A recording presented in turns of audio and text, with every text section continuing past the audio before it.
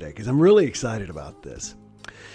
Back when I wrote my book, which Daniel worked with me on, I'm pretty sure Daniel worked with me on this book, Daniel Byrne, who's here with us this morning, my book, Happy Stories, I interviewed people that I had met in my life who were happy, people who were recommended to me as being very happy people, people who just seemed to have gone through, in many cases, very difficult situations, but had discovered ways of being very, very happy.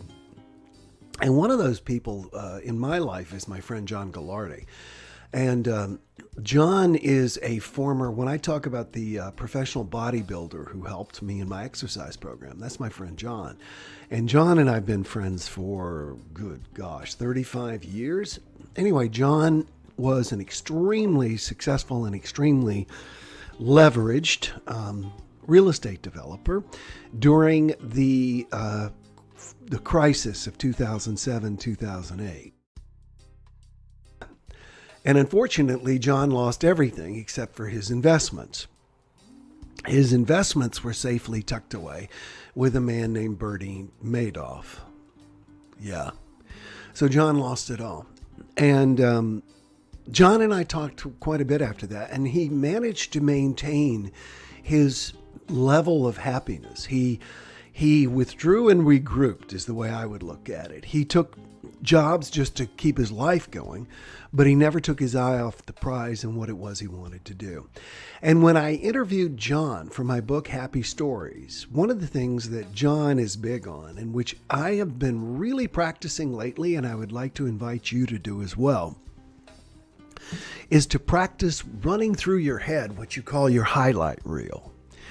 Your highlight reel are all the moments in your life where you've shown, where you've been successful, where you have felt good about yourself, where you have achieved at something to the degree that you want to achieve and felt good about yourself. Your highlight reel is something that is unique to you and which makes you feel good about you.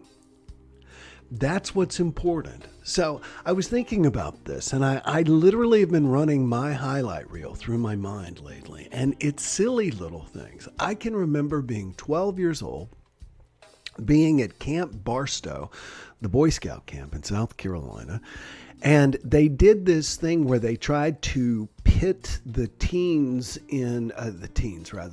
children, the Boy Scouts, who were in the various campsites against one another. It was rivalry, right? Well, that rivalry got out of hand because the adults who were supposed to be supervising us, by adults, I mean the camp counselors who were themselves teenagers, were paying very little attention to us. And it sort of adopted this Lord of the Flies mentality to where people were really fighting each other, punching each other, attacking each other. And I stepped in literally, arms up like in a movie, 12 years old, and separated these kids and even explained to them why we should work together and why we shouldn't fight, et cetera, et cetera, et cetera. Anyway, I was 12 years old, and that doesn't mean I'm special. You have a moment of something like that where you caught the pop fly. Or a great moment in my life, believe it or not, was the standing ovation that I got when I did a play in high school. Charlie's Aunt. I played Fancourt Babberley, and I got a standing ovation, and then we went on to compete in the state competitions for that. You know, a day that is not in my highlight reel, and this is going to really surprise you, the day of my daughter's birth, okay? My daughter is the love of my life. If I could turn my camera, you would see there is one and only one picture, and it is taped 5x7, looking at me all the time whenever I'm on camera, and it's taped to a lighting stanchion, and it's my daughter. But the day she was born was not one of the great days of my life, because when she was born, we thought she was, first of all, stillborn. Then second of all, we thought she was severely disabled or handicapped. There was problems with her birth. And I write about that in some of my books. So that wouldn't be on my highlight reel. Now, when the doctors came to me and told me that everything was okay, That's on my highlight reel.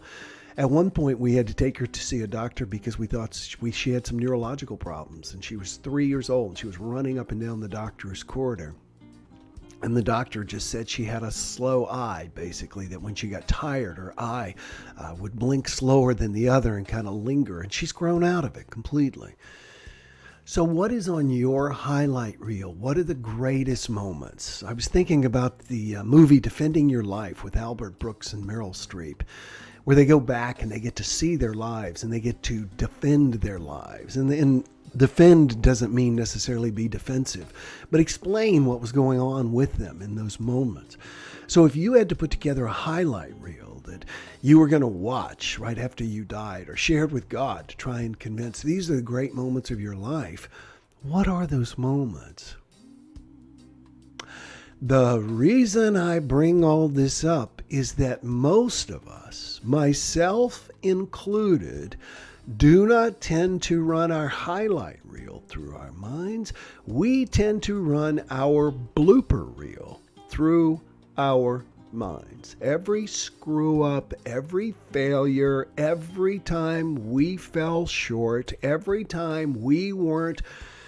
And so often our expectations are so unrealistic. I remember one time when my brother died, I bought tickets for all of us plane tickets for all of us to go and go to his funeral. And at this time, everybody was going to get to meet my future son-in-law, Ryan, Leah's husband. Bought the tickets. Everybody took time off work. There was 6 or 7 of us going. We got to the airport at 5 o'clock. Everybody is standing there smiling with backpacks on and little donut rings around their necks so they can sleep on the plane. We go to check in and I realize I have no ticket for Ryan. None. No ticket. Not only that, I was willing to pay any price. They had no flights that would have gotten him there in time for the funeral. And he had already taken time off work. Now that is something that when I'm not feeling good about myself, I will run through my head. It's almost like self-flagellation. Do you know what I mean? Do you know what I mean? Because we all do it. And what I'm inviting you to do is to proactively create a highlight reel in your mind. What are those great moments in your life? Those moments that really, really make you smile and happy. Those moments that make you feel good about yourself. One of mine was being on the Oprah Winfrey Show. No doubt. Sitting there with her and feeling, I'm okay. This is comfortable. You know, my body is not going to explode. I'm not going to melt. I can do this. And I did. That's definitely on my highlight reel. So I want to tell you that you are either running a blooper reel typically or a highlight reel in your mind. Rarely are you running a combination. So first and foremost, if you want to run a highlight reel, you've got to start asking yourself what it is. What I do is while I'm lying in bed waiting to fall asleep, I start running the highlight reel through my mind, even little things. Now, when you run it through your mind, you want to put yourself in that experience and have the feelings. That's key. You've got to have that, oh man, this feels great. I love this. Another was, I'll be honest with you, when I spoke to 5,000 people in China for the very first time, and I could just feel their energy coming towards me in a good way, an appreciation. That's one of the great things about being a speaker on stage. People worry about all those negative feelings. You don't usually get those. You usually get all this, wow, great feeling from people. So what is your highlight reel? Can you figure out those moments in your life that absolutely were your happiest? Experience the feelings from them, and then just whenever you can, run them through your mind, run them through your mind, run them through your mind, and especially as you're falling asleep. Now, let me tell you what I've already experienced. Just really focusing on this in the last week or two, I am waking up in a much better mood.